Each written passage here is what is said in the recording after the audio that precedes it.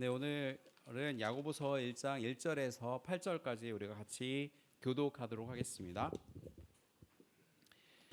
하나님과 주 예수 그리스도의 종 야고보는 흩어져 있는 12지파에게 문안하노라. 내 형제들아, 너희가 여러 가지 시험을 당하거든 온전히 기쁘게 여기라. 이는 너희 믿음의 시련이 인내를 만들어내는 줄 너희가 알미라. 인내를 온전히 이루라. 이는 너희로 온전하고 구비하여 조금도 부족함이 없게 하려 함이라. 너희 중에 누구든지 지혜가 부족하거든 모든 사람에게 후히 주시고 꾸짖지 아니하시는 하나님께 구하라. 그리하면 주시리라. 오직 믿음으로 구하고 조금도 의심하지 말라. 의심하는 자는 마치 바람에 밀려 요동하는 바다 물결 같으니 이런 사람은 무엇이든지 주께 얻기를 생각하지 말라. 두 두 마음을 마음을 품어 품어 모든 일에 정함이 없는 자로라. 자로다. 아멘.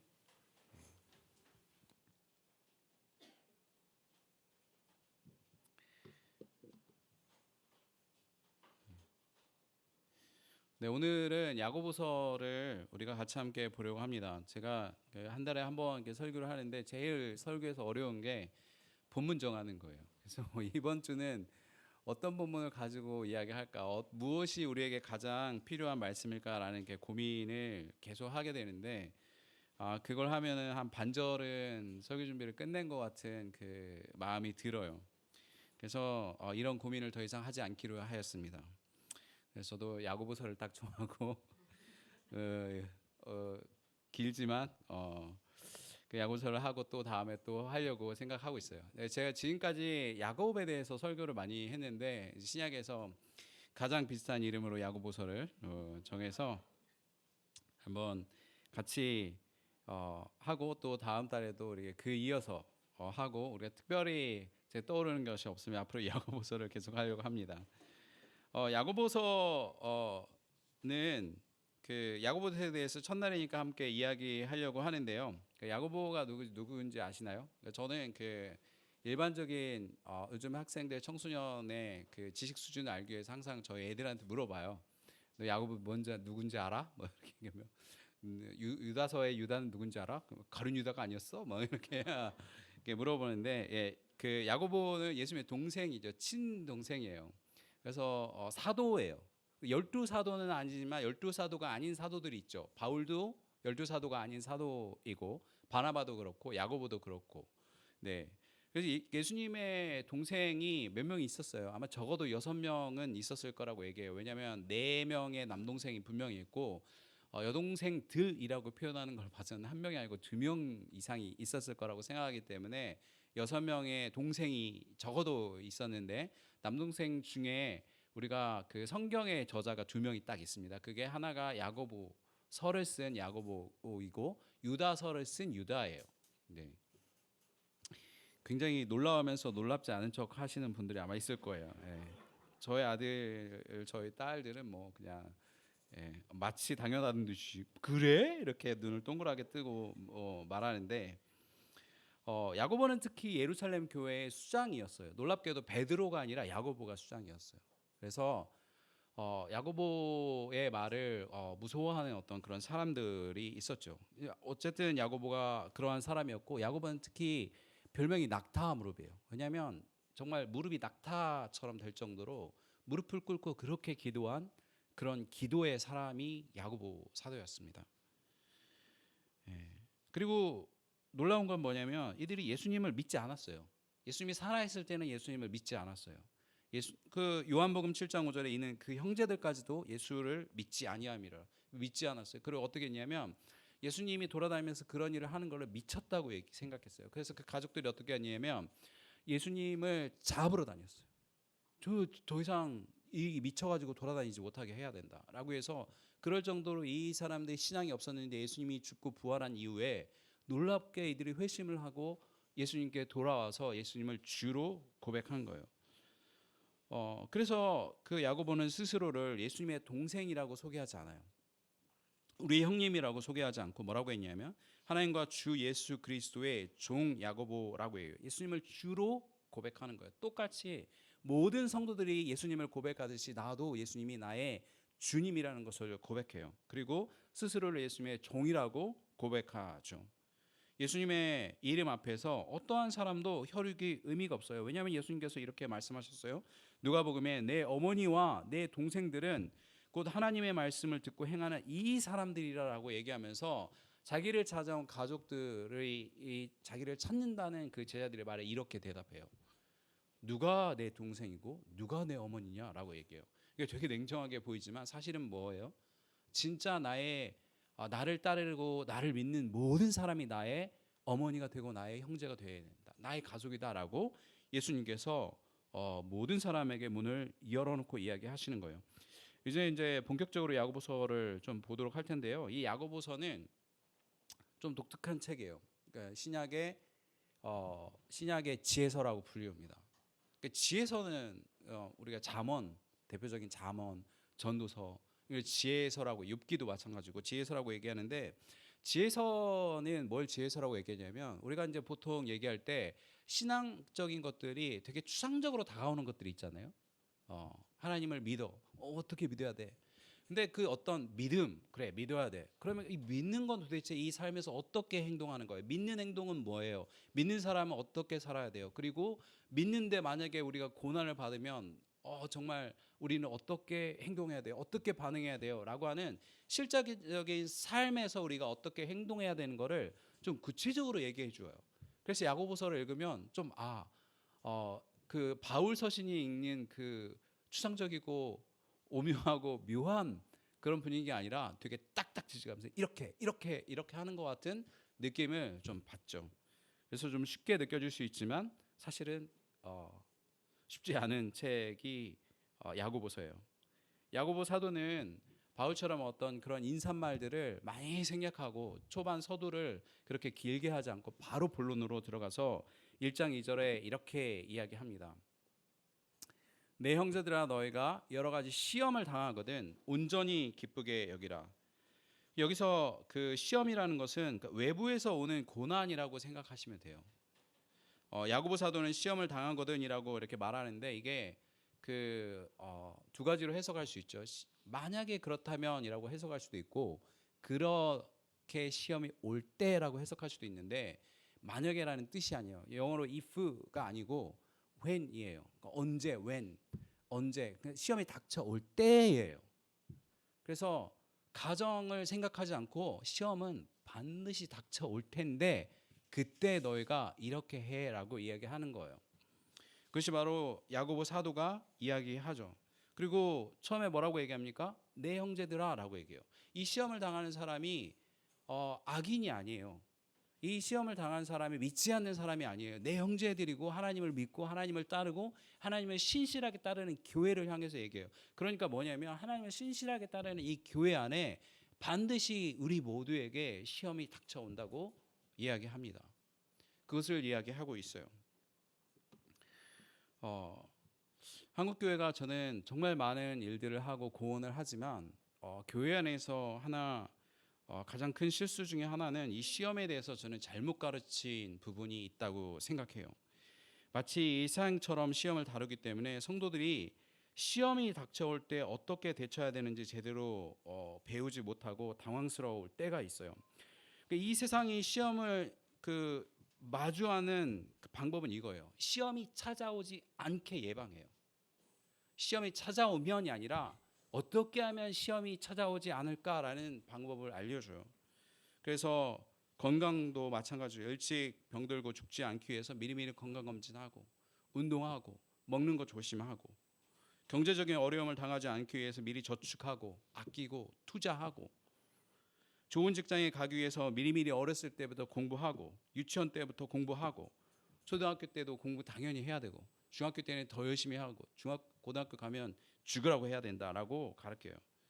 그리고 그 계획대로 되지 않으면 어떻게 되냐면 망했다고 생각해요. 그리고 그 모든 계획들이 무너질 때 이 생망이 뭔 뜻입니까? 이 생에는 망했다는 거예요. 내 계획대로 되지 않았어요. 경제적으로도 그리고 그리고 나의 어떤 교육적인 그런 자녀에 대한 부분, 모든 것들이 내 뜻대로 되지 않았을 때, 이 이상의 기준에 맞춰지지 않았을 때, 질병이 찾아왔을 때, 중병에 걸렸을 때, 파산했을 때, 큰 손실을 당했을 때, 원하는 대학에 가지 못했을 때, 내가 원하는 직장에 가지 못했을 때, 연애에 실패했을 때, 그리고 이혼하고 내 자식이 원하는 대로 내 자라주지 않을 때, 이 모든 때 이번 생은 망했다고 생각하는 거예요. 교회에서 만약 그것들을 피하기 위해서 기도하라라고 얘기하면 우리가 신앙의 많은 부분을 잃어버리게 되는 거예요. 이 이상의 삶의 방식을 그대로 가져온 것뿐이 되지 않는 거예요. 그런데 성경은 그렇게 말하지 않죠. 성경은 시험을 당한다고 아예 정하고 이야기하기 시작해요. 우리 모두는 그런 시험을 피할 수 있는 게 아니라 그런 시험이 아무리 피하려고 해도 오는 시험들이 있다는 거예요. 하나님의 뜻을 따라서 살게 되면 이 세상에서 당하는 시험이 우리에게 반드시 있는데, 그 시험이 한 가지만 오는 것이 아니라 야고보 사도가 뭐라고 얘기하냐면 여러 가지 시험이라고 얘기해요. 세트로 온다는 거예요. 우리에게 다양하게 여러 가지 종류의 시험이 우리에게 온다는 거죠. 예수님도 똑같이 얘기해요. 예수님이 마태복음의 첫 설교 산상수훈이잖아요. 산상수훈의 첫 시작은 팔복으로 시작하죠. 마지막은 뭘로 시작하냐면 지혜로운 건축자의 이야기로 시작해요. 그래서 지혜로운 건축자의 이야기로 시작할 때 두 명이 나오죠. 지혜로운 건축자와 어리석인 건축자가 나와요. 지혜로운 건축자는 반석 위에 집을 짓고 어리석은 건축자는 모래 위에 집을 지어요. 제가 여러 번 아마 이 이야기를 했을 것 같은데, 그런데 이 둘이 똑같이 당하는 게 있어요. 그게 뭐냐면 고난이에요. 그 고난을 뭐라고 얘기하냐면 비가 오고 비가 내리고 창수가 나고 바람이 불어요. 똑같이 지혜로운 건축자가 지은 집에도 비가 내리고 창수가 나고 바람이 불어요. 어리석은 자가 지은 집에도 비가 내리고 창수가 오고 바람이 불어요. 어느 누구도 이걸 피할 수가 없고 동시에 다 와요. 그러나 단지 이것이 찾아왔을 때 지혜로운 자가 어떻게 그것에 대응하는지, 어리석은 자가 어떻게 대응하는지가 다르다고 이야기할 뿐이지, 이것이 지혜로운 자는 이러한 고난이 찾아오지 않고 어리석은 자에게만 이러한 고난이 찾아온다라고 이야기하지 않는다는 거예요. 고난은 누구에게나 여러 가지로 찾아와요. 그래서 우리는 고난을 기다리면 되지, 우리가 이 고난을 아무리 우리의 지혜를 짜낸다고 해도 우리가 고난을 피할 수는 없다는 거예요. 우리가 그러면 고난이 찾아오면 어떻게 해야 되는지를 야고보 사도가 감사하게도 우리에게 알려주고 있죠. 네. 뭐라고 얘기하냐면 온전히 기쁘게 여기라라고 이야기하고 있어요. 야고보 사도가 내놓은 해답은 온전히 기쁘게 여기라는 거예요. 우리가 성경을 읽을 때 고민해봐야 돼. 진짜 그래 기쁘게 여기자. 근데 온전한 기쁘게 여길 수 있는가라고 진짜 고민을 해봐야 돼요. 내가 잠깐 기쁘다라고 여길 수는 있지만 진짜 그것을 온전히 기쁘게 여길 수 있는가? 처음부터 끝까지 기쁨이 아닌 다른 어떤 것으로 차지하지 못하도록 온전하게 기쁘게 내가 이 고난을 받을 수 있는가라고 생각해 봐야 된다는 거예요. 우리가 성경을 이렇게 하나하나 점검하지 않으면 성경이 나에게 어떤 거는 지켜지고 나타나고 진리이고 어떤 거는 아니야라고 생각하기 시작하면 성경이 신뢰가 되지 않고 그 성경을 붙들지 않게 돼요. 우리가 성경이 한 말씀을 주시면 그것이 모두 처음부터 끝까지 진짜라고 생각하고 믿어야만 성경이 진짜 하나님의 말씀으로 믿어지기 때문에 우리가 성경을 진짜 따를 것인지 안 따를 것인지 하나하나 점검하면서 우리가 가봐야 된다는 거예요. 우리가 어쩌면 이것이 미친 소리라고 생각할 수도 있겠어요. 견딜 수는 있지만 그거를 어떻게 기쁘게 받아들입니까? 정말 숨도 쉬기 힘들어요. 밥도 안 들어가고 잠도 안 와요. 우리가 어떻게 그 큰 고난을 우리가 견뎌낼 수 있습니까? 라고 이야기하죠. 근데 우리가 먼저 우리가 해야 되지 말아야 될 걸 먼저 한번 얘기해 볼게요. 굉장히 큰 고난을 지나가고 있는데 하나님이 이렇게 생각하는 게 정답이래. 그러니까 기쁘게 여겨요. 그냥 웃어 넘겨. 그냥 괜찮아. 그냥 지나갈 거야. 뭘 이렇게 심각해? 라고 이야기하는 거는 종교적인 위선이에요. 예.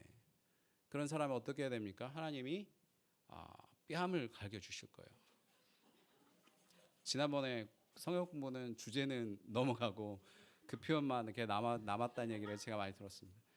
욥의 친구가 그랬어요. 욥의 친구가 그러니까 그거를 하나님이 주신 그대로 받아들이는 것이 아니라 자기 생각대로 이런 저런 판단으로 옆에서 고난받고 있는 이 친구인 욥을 향해서 네가 뭐 그러니까 고난을 받지, 네가 왜 그렇게 그 끝까지 버티는 거야라고 하면서 막 욥을 괴롭혔죠.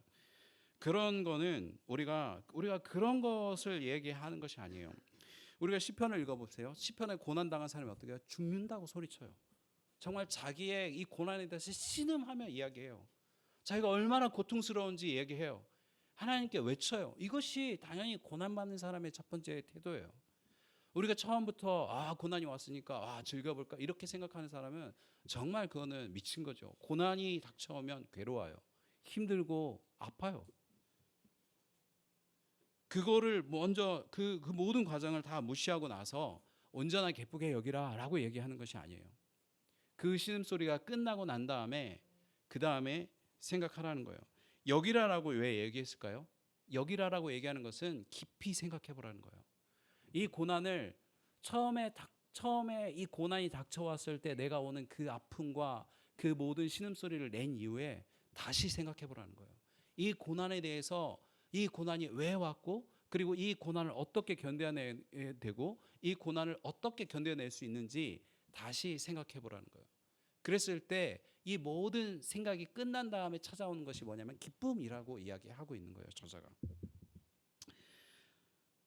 야고보 사도가 우리가 그 시험을 당하고도 온전하게 기쁘게 여길 수 있는 이유가 믿음의 시련이 인내를 만들어내기 때문이라고 이야기합니다. 우리가 다음 절을 보면 믿음의 시련이 인내를 만들어내는 줄 너희가 알기 때문에 그렇기 때문에 그것이 기쁘다는 것을 기쁘게 여길 수 있다라고 이야기해요. 그리고 이 인내는 결국 우리로 하여금 온전하고 구비하여 조금도 부족함이 없는 사람으로 만든다는 거예요. 온전하고 구비한다는 것은 뭐냐면 완벽하고 완전하다는 뜻이에요. 이제는 우리는 온전하고 구비한 것, 즉 완벽하고 완전한 사람, 조금도 부족함이 없는 사람이 어떠한 사람인지 한번 얘기해 봐야 돼요. 왜냐하면 우리가 그러한 사람으로 우리를 하나님께서 만들어 주신다고 했는데 정말 그러한 사람이 진짜 내가 이 시험을 견뎌내고 인내를 할 만큼 가치가 있는 것인가라고 생각해 봐야죠. 우리가 한번 재봐야 돼요. 여러분 그런 얘기를 듣습니까? 누가 지나갈 때 얘기할 때 여러분이 아는 사람이 또는 가족이 엄마 아빠가 그리고 자식이 완벽하세요 라고 얘기하는 얘기를 매일 듣고 사시나요? 주위에 있는 모든 사람에게? 예. 저는 아직 멀었다고 생각합니다. 예. 그런 사람이 있나요? 저 사람을 보면 모두가 다 완벽해.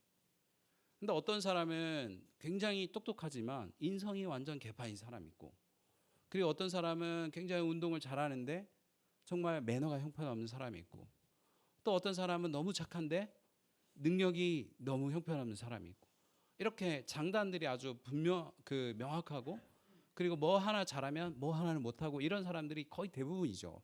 거의 대부분이에요. 그런데 제가 한번 찾아봤어요. 그런 사람이 있나? 사람들이 모두 동의하는 사람이 있나?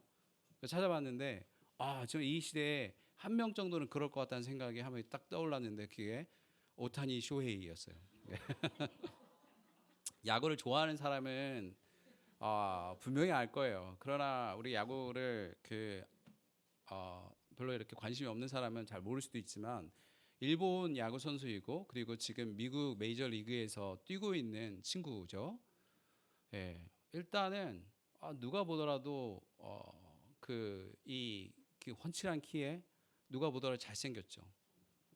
수입이 얼마냐면 1년에 제가 보니까 한 올해 수입 예상 수입이 2천억 정도 된다 그래요. 내가 그 수입이 다른 메이저 리그의 2등과 광고 수입이 10배가 넘게 차이가 나요. 정말 압도적으로 많아요. 뭐 어지간한 대기업이 그 정도 벌 수 있겠어요? 이 매년 2천억은. 그리고 그 사람의 인성, 좀 그 정도 되면 능력이 되면 인성이 더러워야 되는데 정말 인성이 너무 깨끗해요. 그냥 데드볼을 맞아도 보통 그러면 정말 막 쥐어 패거나 막 달려들거나 이래야 되는데 괜찮다고, 맞아도 괜찮다고 얘기하고 쓰레기 다 줍고 가고 정말 어느 누구에게도 악의를 표현하는 법이 없어요. 늘 젠틀하게. 와, 저 인간은 도대체 뭘까? 근데 제가 최근에 그 인간이 성적도 좋았다는 얘기를 들었어요. 누가 싫어하겠어요? 정말 누구나 부러워하고 누구나 보기에도 좋고 어느 누구도 싫어할 수 있는 사람이 없는 정도로 타고난 사람이죠. 그런 존재가 거의 없는데 가끔 가다가 100년에 한 번씩 200년에 한 번씩 이렇게 나타날 때가 있는 것 같아요. 우리나라에서 그런 사람이 있을까 싶었는데 그래도 좀 비빌 수 있는 사람이 김연아 정도 있지 않을까 하는 생각이 들어요. 네. 그러니까 나나 우리 자식들이나 우리 부모님이 그 정도 되면 만족할까요? 그런 사람이 내 아빠야, 내 남자친구야, 그리고 내 가족이야 라고 얘기하면 만족할 수 있는가요? 이 세상 사람들은 그런 사람을 완벽하다고 얘기해요. 그 정도 되면 원이 없겠다라고 생각해요. 그리고 적어도 내가 그 정도는 아니더라도 내 가족이거나 또는 내 배우자거나 그 정도가 되면 괜찮다고 생각해요. 누구나 부정할 수 없는 실력, 그것이 공부든 운동이든 노래든 그림이든 춤이든 경제력, 외모, 거기다가 매너 있는 모습, 누가 사람들이 완벽하다고 생각할 수 있겠죠. 그냥 많은 것을 가지고 있지 않고 한두 가지를 가져도 그래요. 요즘에는 한 가지만 가져서 안 되는 것은 인성인 것 같아요. 네. 그 인성은 한 가지만 가지면 그걸 완전하다고 해서 요즘 이 외모지상주의의 시대에서는 그렇지 않은 것 같아요. 하여간 어쨌든 그것이 이 이상에 말하는 완벽함이에요. 그러나 하나님 나라에서는 전혀 달라요. 그것을 완벽하다고 이야기하지 않아요. 하나님께서 뭐라고 얘기하냐면 이 온전하다는 표현이 어디에 쓰이냐면 구약에도 쓰이고 신약에도 쓰이는데 구약에는 창세기 6장 9절에 이렇게 써요. 이것이 노아의 족본이라 노아는 의인이요 당대 완전한 자라라고 얘기했을 때 그 완전한 자가 이 쓸 때는 온전하다는 표현이에요. 그는 하나님과 동행하였으며라고 얘기해요. 그가 완전함으로 인해서 할 수 있었던 것이 뭐냐면 무슨 자격이 주어지냐면 하나님과 동행할 자격이 주어져요. 마태복음의 5장 48절에 예수님께서 산상수훈 중간에 이렇게 얘기해요. 그러므로 하늘에 계신 너희 아버지의 온전하신 것 같이 너희도 온전하라라고 얘기하면서 하나님께서 예수님께서 이 땅에 오셔서 첫 번째 설교를 한 다음에 우리에게 바라는 거, 이 설교를 너에게 왜 하냐면 너희도 하나님이 온전한 것처럼 너희도 온전하라라는 거예요. 하나님은 우리에게 이러한 온전함을 원하시는 거예요. 하나님은 우리에게 공부를 잘하거나 운동, 어떤 능력, 돈을 잘 벌거나 외모를 얘기하거나 이런 것을 이야기하지 않고 하나님이 가진 거룩하심에 대한 그 부분을 우리가 따라가기를 바라요. 우리의 올해 표어도 똑같아요. 우리 올해 표어가 뭐죠? 저기 그 밑에 말씀 있죠. 에베소의 말씀. 우리가 다 하나님의 아들을 믿는 것과 아는 일에 하나가 되어 온전한 사람을 이루어 그리스도의 장성한 분량이 충만한 데까지 이르리니. 근데 우리가 온전한 사람 되고 그리스도가 장성한 그 충만한 만큼 우리도 똑같이 자라가는 것이 올해 우리의 목적이잖아요. 하나님께서 우리에게 그것을 기대한다는 거예요. 하나님께서 완벽한다는 것은 하나님의 말씀을 듣고 따르는 것을 말해요. 예수 그리스도를 믿고 따르는 것을 말해요. 그것에 있어서 하나님은 우리의 완벽하심을 요구해요. 이것이 기독교예요. 기독교는 오타니처럼 되라고 얘기하지 않아요. 그걸 부럽다고 얘기하지도 않아요. 저보고 오타니와 인생을 바꿔줄 거냐고 하나님께서 물어보신다면 0.1초도 망설이지 않고 단 하나도 바꾸지 마세요라고 얘기할 거예요.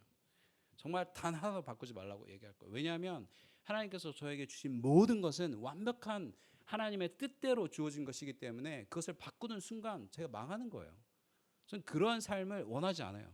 그 사람의 돈에 1억도 원하지 않습니다. 그냥 하나님이 주신 만큼 사는 것이 그것이 복이고 그것이 하나님의 뜻이고 그것이 완벽한 복이라는 것을 저는 믿어요. 그렇기 때문에 저도 마찬가지고 저의 아이들이 오타니처럼 되기를 원하지도 않아요. 하나님을 믿고 그 안에서 하나님의 뜻대로 사는 것보다 더 완벽한 삶은 이 세상에 존재하지 않기 때문에 그래요. 하나님이 만들어 놓은 삶은 그런 세상이 만들어 놓은 완벽한 그런 삶보다 훨씬 더 가치 있고 실제적으로 더 아름답다고 저는 믿어요. 하나님이 우리에게 주시는 그런 완벽한 성품을 우리가 만났을 때, 우리가 그것을 만들어 나갔을 때 하나님께서 나를 통해 이루신 것도 기쁘지만 우리가 하나님께서 만들어 놓으신 그런 인격의 풍성함이 이루어진 그 성장된 그런 자라난 사람을 만나서 교제하는 것도 그만한 똑같은 기쁨을 가져요. 우리가 하나님을 닮아가는 사람을 만나서 이야기하고 교제하는 것도 기쁜데 바로 노아처럼 하나님과 동행하는 기쁨은 이 세상에 그 어떤 것을 하는 것보다 훨씬 더 기쁘다는 거예요. 그러한 사람으로 우리를 만들어 주시겠다는 거예요. 그런데 그러한 사람을 만들어 줄 때 우리에게 필요한 것은 바로 뭐냐면 인내라는 거예요. 인내예요. 인내가 없으면 우리가 그러한 인격이 우리가 하나님의 거룩하심이 우리 안에 절대로 자라날 수가 없기 때문에 반드시 인내가 필요하고 그 인내는 우리의 믿음의 시련을 통해서 이루어진다는 거예요. 여러분 믿음의 시련이라고 했을 때 그 시련은 뭐냐면 오늘 우리가 같이 공부할 성경 공부 교재에 이런 말이 있어요. 하나님께서 인생을 감찰하신다라고 그리고 의인을 감찰하신다고 얘기했을 때 그 감찰하신다라는 뜻이 뭐냐면 이거예요. 테스트한다는 거예요. 이 금속을 테스트하는 거예요. 금속에 불순물이 있는지 없는지 검사하는 거예요. 그래서 그 재련할 때 금속을 재련해서 그 안에 있는 불순물을 다 제거하고 온전한 순수한 금속으로 만들도록 순수한 정금이 되도록 그것을 보고 계시는 것을 감찰한다 또는 여기서 얘기하는 믿음의 시련이라고 얘기할 때 그 시련이 그 단어예요. 하나님께서 우리에게 믿음이 있는지 없는지 살펴본다는 뜻이 아니에요. 우리가 믿음이 순수해지도록 하나님께서 살펴보신다는 뜻이에요. 하나님께서 우리를 그렇게 살피시고 돌보시고 그렇게 만들어 가신다는 뜻이에요. 우리에게 믿음이 있을 때 하나님께서 그렇게 하신다는 뜻이에요. 그랬을 때 그 믿음의 시련이 무엇을 만들어내냐면 인내를 만들어내고 그 인내를 우리로 하여금 완전한 사람으로 만들어낸다는 뜻입니다.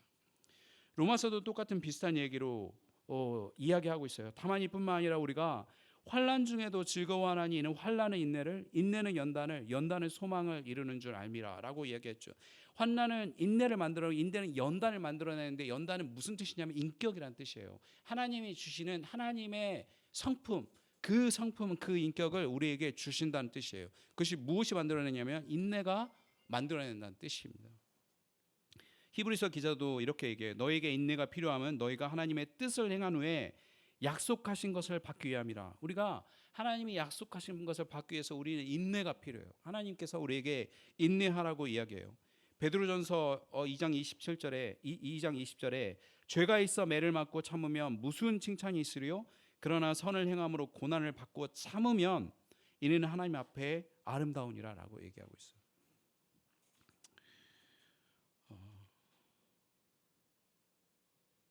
인내는 그것을 통해서 신앙의 인격을 이루어 가요. 다른 방법은 없냐고 묻는다면 없어요.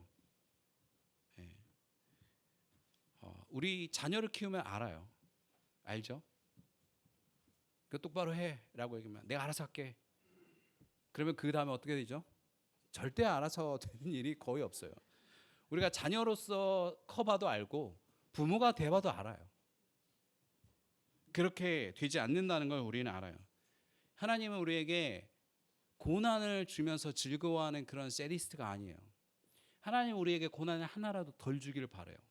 그러나 고난이 없이는 자라지 않기 때문에 고난이 없으면 우리가 겸손해지지 않기 때문에 고난이 없으면 내가 가진 모든 것이 마치 나 때문에 내가 얻는 것처럼 그렇게 교만하기 때문에 고난이 없으면 다른 사람과 더불어 사는 법을 모르기 때문에 하나님께서 우리에게 고난을 주시는 거예요. 그리고 그 고난을 통해서 인내가 이루어지고 그 인내를 통해서 인격이 이루어진다고 하나님께서 우리에게 말씀하고 계세요.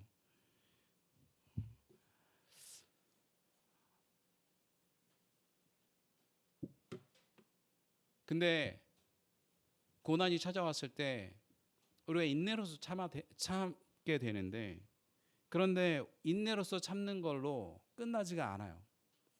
뭔가 부족하고 뭔가 힘들어요. 이 고난을 도대체 어떻게 이겨내야 될지 모를 때가 있어요. 야고보 사도도 그것을 알죠. 그래서 고난이 찾아와서 인내를 하면서도 내가 어떻게 이 고난을 헤쳐나갈지 모를 때 그때 필요한 것이 바로 뭐냐면 지혜라고 이야기하고 있어요. 이 지혜는 하나님의 지혜예요. 하나님의 지혜가 필요할 때가 있어요. 이 고난을 제대로 바라보지를 못하겠어요. 어떻게 하면 이 고난이 온전한 나의 기쁨이 되는지도 잘 모르겠어요. 하나님께서 참으라고 해서 참기는 하는데 어떻게 이것을 헤쳐나가야 될지 모르겠어요. 그럴 때 필요한 것이 바로 지혜예요. 지혜는 우리가 고난을 다르게 해석하는 법들을 우리에게 알려주세요. 저도 살면서 고난이 닥쳐올 때가 몇 번 있었죠. 모두에게 닥쳐오는 것처럼 저는 청소년기도 너무 힘들었어요. 사는 게 사는 것 같지가 않고 너무 힘들었어요. 그리고 그 다음에 대학을 갔더니 군대가 기다리고 있었어요. 군대는 더 힘들었어요. 정말 군대는 육체적으로 힘든 건 하나도 없었는데 저를 정신적으로 너무 괴롭히는 한 사람이 있었는데 그 사람 때문에 정말 그 1분마다 욕을 먹었어요. 아, 내가 정말 이 생에서 그렇게 쓰레기인가 싶을 정도로 정말 나를 쓰레기 취급하는 그 한 사람 때문에 좀 몇 개월 동안 너무너무 고통스러웠어요.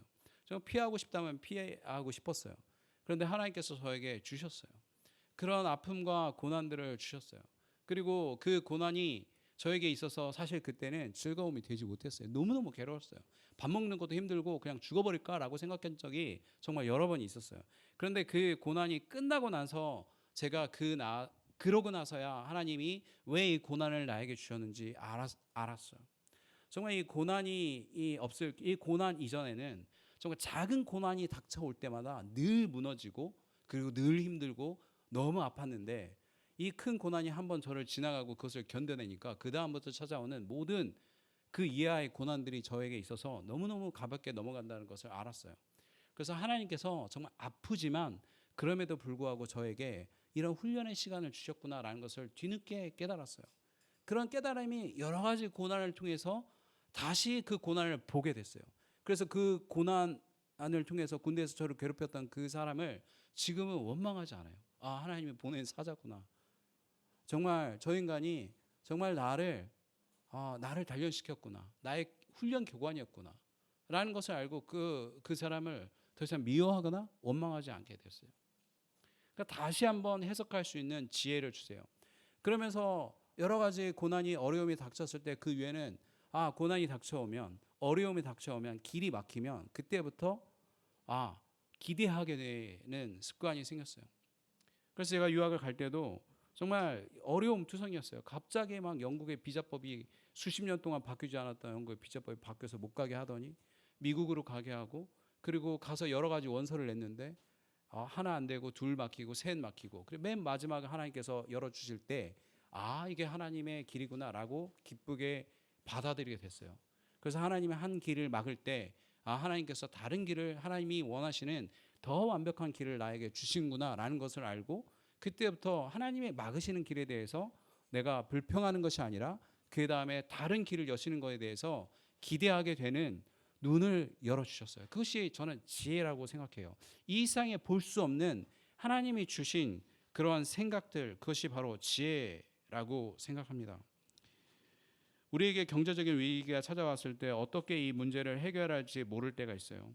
우리가 자녀가 망가지는 것 같을 때 도대체 어떻게 아이들을 다뤄야 될지 모르죠. 나의 미래가 막막하고 학교에서 공부는 하지만 도저히 어떻게 풀어가야 되고 어떤 진로를 내가 선택해야 되고 막막해야 될 때가 있어요. 연애를 하는 것도 막막하고 어떻게 결혼까지 이어갈지도 막막할 때가 있다는 거예요.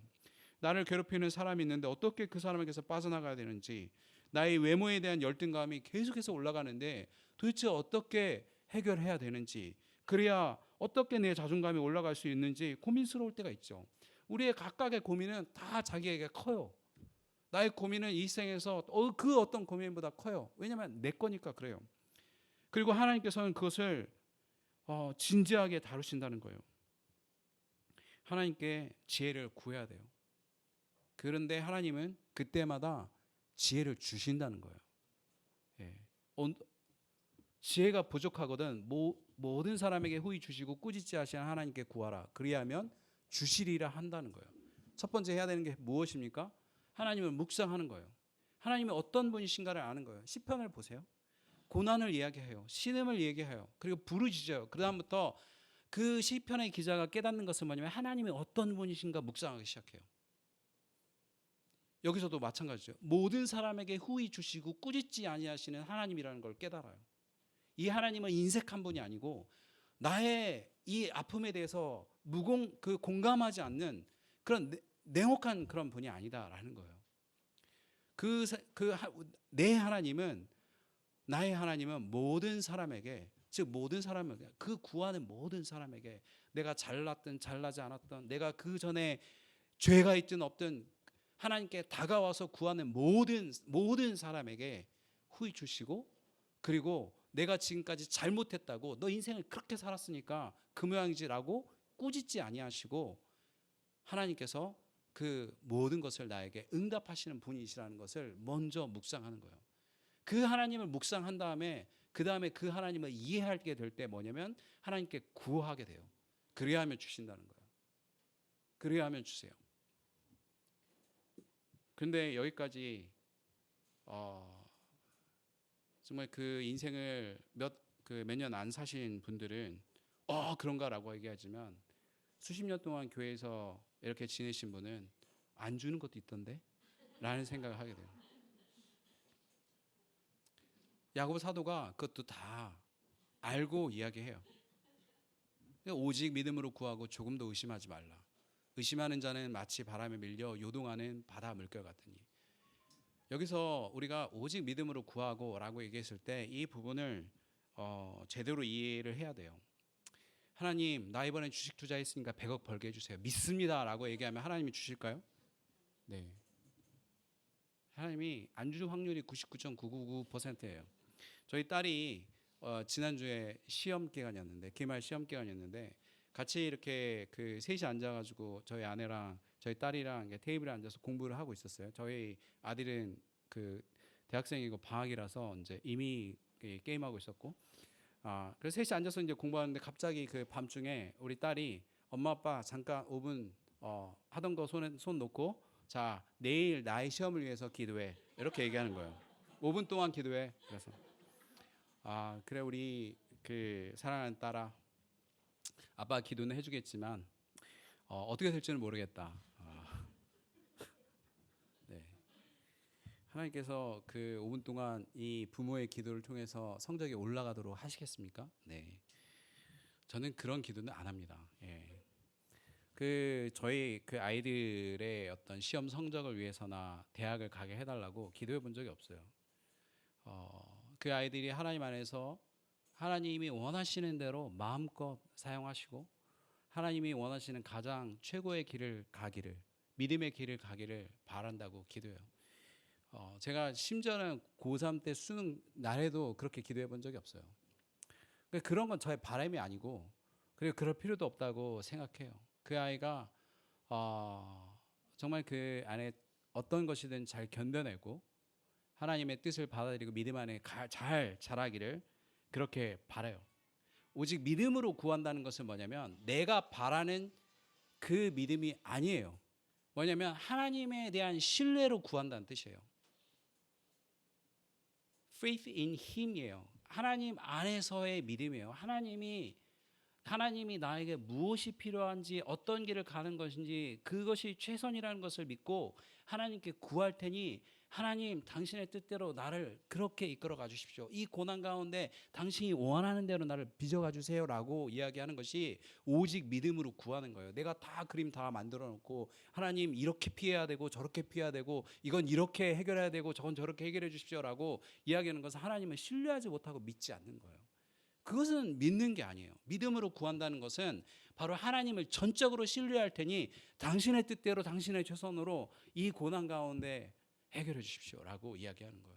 그걸 조금도 의심하지 말라는 거예요. 그걸 의심하지 말라는 거예요. 하나님이 나를 사랑하시고 나에게 나보다 더 나은 최선을 가지고 계신다는 것을, 계획을 가지고 있다는 것을 그거를 의심하지 말라는 거예요. 그런 사람은 뭐가 하냐, 마치 바람에 밀려 요동하는 바닷물결 같으니에요.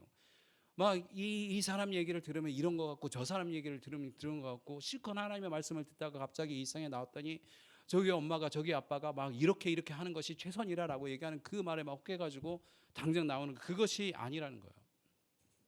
오늘 말씀에 뭐라고 얘기하냐면 고난을 당한 시인의 이야기가 나와요.